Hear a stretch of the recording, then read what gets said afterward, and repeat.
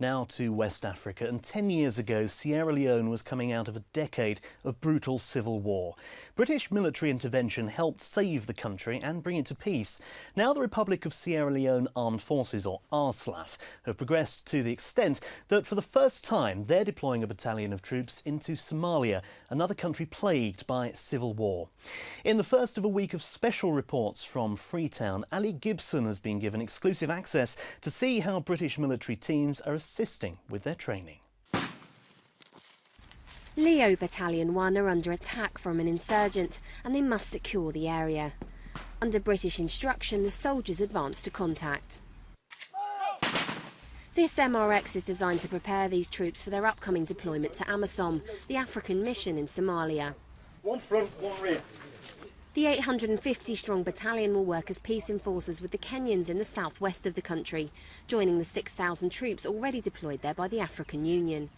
Their aim to help stabilise Somalia and defeat al-Shabaab, a militant group operating with links to al-Qaeda.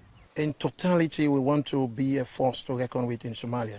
Therefore, what we'll be looking at, we will make sure we keep our expertise very tight and we exhibit them when it calls for, so that the rest of the other contingents in Somalia will see our armed forces as a professional one.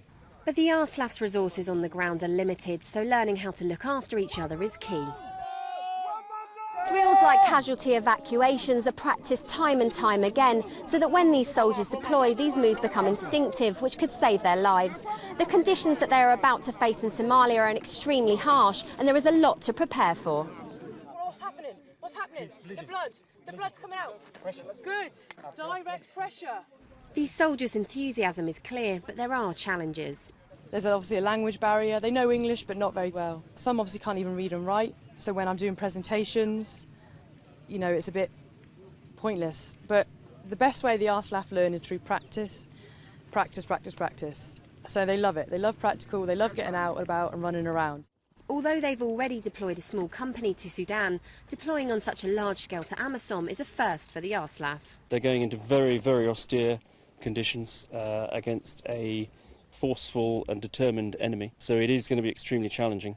But I'm confident that with the training that we, the Americans and others, have provided, and with their own resilience and enthusiastic approach, I'm sure they'll overcome the challenges that will face them. To help get these troops mission ready, a short-term training team has come over from the UK to teach and reinforce tactics like platoon attacks or clearance operations. Their work complements that of the International Military Advisory and Training Team, or IMAT, who've been mentoring the Sierra Leoneans since 2000. 10, 11 years ago, we have the same situation in our country, and the international community came to assist us. So we are now being called to assist a sister country that is in dear need of peace, and so the guys are very much excited to be part of that operation. The deployment ahead of them is a year long, but these soldiers are not discouraged. No problem. I'm ready to deploy there because I've got enough stuff for me to deploy in Somalia, and I believe that I will accomplish my mission.